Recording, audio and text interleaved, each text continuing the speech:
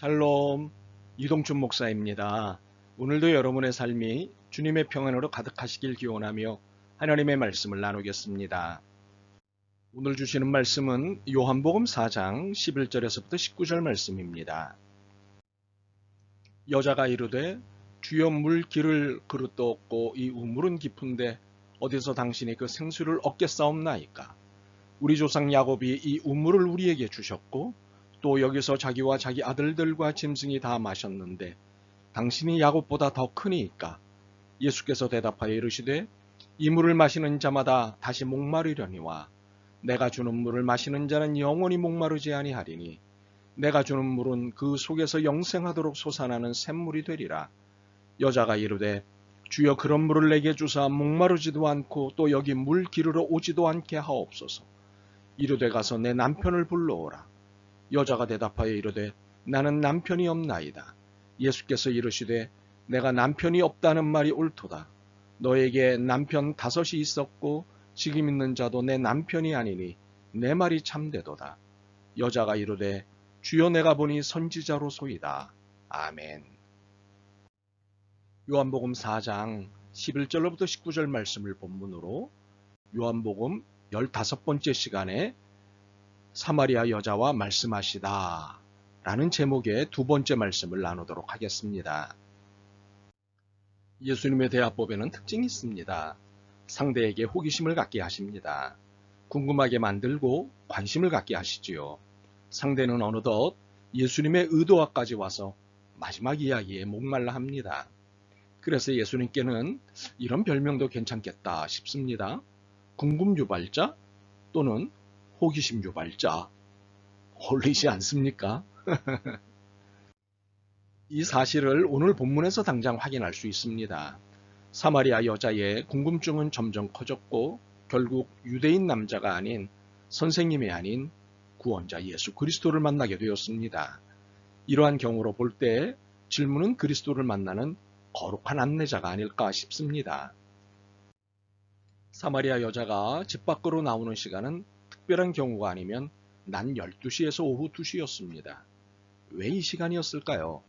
너무 더워서 아무도 다니지 않는 왜 이 시간이었을까요? 사람들의 눈총이 따가웠기 때문입니다.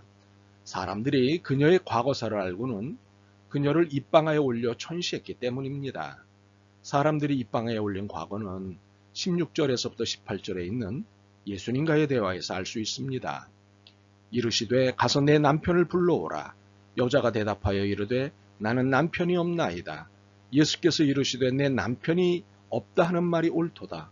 너에게 남편 5이 있었고 지금 있는 자도 내 남편이 아니니 내 말이 참되도다. 여자는 결혼에 여러 차례 실패했습니다. 지금으로 봐도 꽤 많은 실패를 했습니다. 아마 이 실패는 거의 일방적으로 당한 실패였을 것입니다. 왜냐하면 당시 유대인의 결혼 관습에서 여자들은 남편에게 이혼을 청구할 권리가 없었기 때문입니다. 반대로 남자들은 아주 간단하게 아내를 버릴 수 있었습니다. 어떤 이유든 만들어 이혼장만 써주면 언제든지 아내를 버릴 수 있었습니다. 음식을 태워도 아이를 낳지 못해도 심지어 남편이 밭에 나갔다가 다른 여자와 눈이 맞아도 충분한 이혼 사유가 될 수 있었습니다. 사랑하지 않는 아내를 데리고 살면서 미워하기보다는 이혼해서 보내는 것이 더 낫다는 게 흔한 이혼 사유였습니다. 예수님 당시 탈무드의 미슈나에는 양심에 걸리거나 마음이 약해서 차마 이혼 얘기를 못 꺼내는 남자를 위한 특별 규정까지 있었습니다. 부인이 잠을 자는 동안 남편이 부인의 손에 이혼장을 쥐어주는 것입니다. 만일 부인이 잠에서 깨어나 먼저 이혼장을 보면 이혼이 성립되지 않지만 부인이 잠에서 깨어나자마자 남편이 곧바로 그거 이혼장이야 하면 이혼이 성립되었습니다. 또 부인이 옥상에 올라가 일할 때 이혼장을 옥상 위로 던지며 부인에게 그거 이혼장이야 하면 이혼이 성립되었습니다. 당시에 이러한 남성 중심적 상황으로 보건대 이 여자의 결혼 실패는 일방적으로 당한 것으로 보아야 합니다. 그리고 이렇게 당하면서도 먹고 사는 것 때문에 또다시 결혼이라는 것을 선택할 수밖에 없었을 것입니다. 그러나 당시의 사람들은 이 여자를 천시했습니다. 모든 탓을 여자에게 돌리는 못된 문화 때문이었습니다. 참으로 못된 문화는 세계 도처에 있습니다. 그러므로 난 12시에야 물을 길러 나오는 이 여자를 향해 손가락질하는 것은 못된 태도입니다. 본질적으로 약자를 무시하는 태도는 그 어떤 이유로든 죄입니다. 예수님은 이 여자를 무시하지 않으셨고 이 여자는 예수님의 진심을 읽었습니다. 그렇기에 11절과 12절의 질문을 하게 된 것입니다. 여자가 이르되 주여 물기를 그릇도 없고 이 우물은 깊은데 어디서 당신이 그 생수를 얻겠사옵나이까? 우리 조상 야곱이 이 우물을 우리에게 주셨고 또 여기서 자기와 자기 아들들과 짐승이 다 마셨는데 당신이 야곱보다 더 크니까? 물론 이 여자의 질문은 기대로 가득 찬 질문은 아니었습니다. 의심이 최소 절반은 섞인 질문이었습니다. 그렇다고 예수님의 말씀을 무시하거나 비아냥거리는 태도는 아니었습니다. 자신의 이해력으로는 어려웠기 때문에 그녀는 이 우물 말고 다른 우물이 있는 것이냐고 물은 것이지요. 당신만 알고 있는 우물이 있는 것이냐고 궁금해한 것입니다. 그렇습니다. 궁금함이 죄는 아닙니다. 그러므로 모든 의심이 다 죄가 되는 것은 아닙니다. 이 여자의 이러한 의심에 예수님은 더 이상 의심이 아닌 기대감을 증폭시키는 말씀을 툭 하고 내놓으셨습니다. 13절과 14절입니다. 예수께서 대답하여 이르시되 이 우물을 마시는 자마다 다시 목마르려니와 내가 주는 물을 마시는 자는 영원히 목마르지 아니하리니 내가 주는 물은 그 속에서 영생하도록 솟아나는 샘물이 되리라. 사마리아 여자가 의심하면서도 기대했던 것은 사람들을 마주치지 않을 수 있는 누구도 모르는 우물이었습니다. 그런데 예수님은 여기에 한 번만 마시면 두 번 다시 마시지 않아도 되는 샘물, 영생수를 소개하신 것입니다. 물론 예수님의 말씀은 당신을 가리켜 하신 말씀이었습니다. 하지만 이것을 알아들을 리 없는 여자로서는 단 한 번으로 더 이상 누구의 눈치를 살피지 않고 살 수 있다는 것에 모든 기대를 걸었던 것입니다. 15절입니다. 여자가 이르되 주여 그런 물을 내게 주사 목마르지도 않고 또 여기 물 기르러 오지도 않게 하옵소서. 자신의 인생이 얼마나 사람들에게 시달렸으면 이렇게 온 기대를 걸었을까요? 그녀의 절박함이 느껴집니다. 선생님, 그 물을 저에게 좀 주십시오. 그러면 다시는 목마르지도 않고 물을 기르러 여기까지 나오지 않아도 되겠습니다. 사람이 사람을 시달리게 하는 것 중 하나가 편견과 선입견입니다.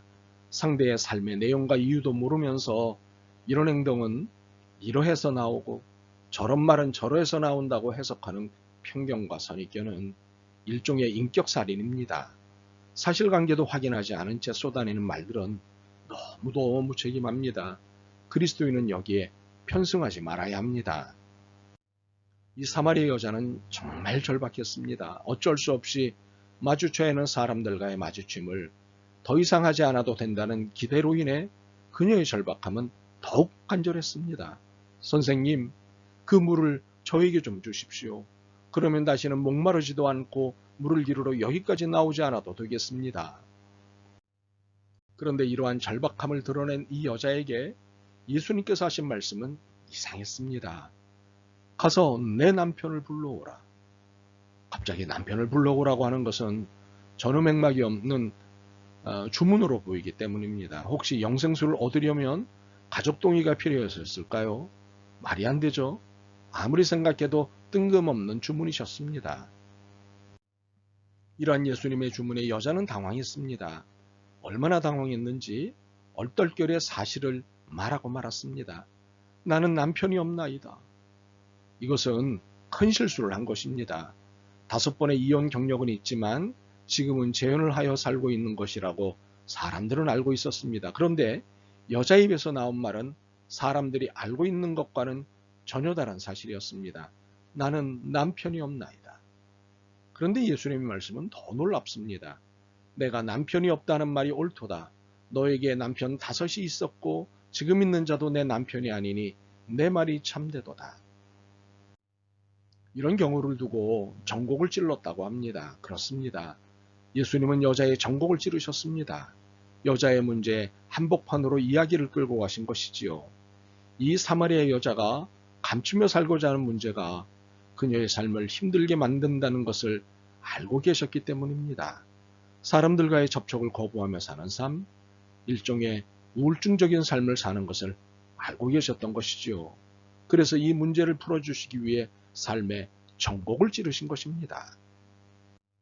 성령님께서 종종 우리의 삶의 전곡을 찌르실 때가 있습니다. 사건을 통해서든 사람을 통해서든 감추고 있는 혹은 감춰져 있는 문제의 본질을 찌르실 때가 있습니다. 그러면 도망가지 마시고 내 문제를 풀어주시려 하시는구나 하고 마음의 문을 여시기 바랍니다. 이 여자처럼 말입니다. 주여, 내가 보니 선지자로소이다. 이 여자의 삶은 늘 우울했습니다. 살아도 사는 것 같지 않았습니다. 자신의 인생이 부끄럽기 때문이지요. 어쩔 수 없는 선택이었다 해도 비난의 몫은 오롯이 자신의 것이었기 때문입니다. 그렇기에 삶의 모습은 방어적이었고 삶의 태도는 공격적이었습니다. 감춰야 했고 막아야 했기 때문입니다. 이렇게 살게 한 사회적 편견과 폭력의 희생자인 이 사마리아 여자에게 문제 해결자로서 예수님이 먼저 말을 거셨던 것입니다. 모두에게 하대받던 그녀에게 먼저 다가가신 것은 예수님이셨습니다. 그리고 그녀에게 가장 필요한 것을 내주신 것도 예수님이셨습니다. 바로 영생입니다. 그녀에게 가장 필요한 것은 더 이상 편견과 폭력의 희생자로 살지 않는 것이었습니다. 다른 사람들처럼 정상적인 일상을 사는 것이었습니다. 사람들을 피해 난 12시에 우물을 찾는 삶이 아니라 이웃들과 함께 우물가에서 만나는 것이었습니다. 당당히 어깨를 마주하고 사는 삶이었습니다. 이것을 해결해 주는 열쇠가 영생이라는 것을 사마리아 여자에게 말씀하신 것입니다. 그리고 우리에게도 말씀하십니다. 그렇습니다. 영생은 이 세상의 삶을 넘어서는 소망이기에 세상이 내미는 부끄러움에 더 이상 노예로 살지 않도록 하는 힘입니다. 영생은 세상이 만들어 놓은 기준의 노예에서 해방시키는 자유입니다. 영생은 약자와 소수자를 혐오하는 폭력에 저항하는 정의와 사랑입니다. 그러므로 여러분이 영생을 소유한 사람이라면 이 사마리아 여인과 같은 세상의 모든 사람들의 손을 잡아주시길 바랍니다. 그들에게 하나님 다음으로 또 하나의 힘, 또 하나의 자유, 또 하나의 정의와 사랑이 되어 주십시오. 그리고 우리 중 누구라도 영생의 은총에서 소외되지 않기를 바랍니다. 아멘. 주님, 세상은 사마리아 여인과 같은 이들로 가득 차 있음을 깨닫습니다. 주님이 하신 것처럼 그들에게 손을 내밀겠습니다. 그들의 힘과 의지가 되겠습니다. 주님의 마음을 갖게 하옵소서. 예수 그리스도의 이름으로 기도드립니다. 아멘. 오늘도 여러분의 믿음과 삶을 응원합니다. 사랑합니다.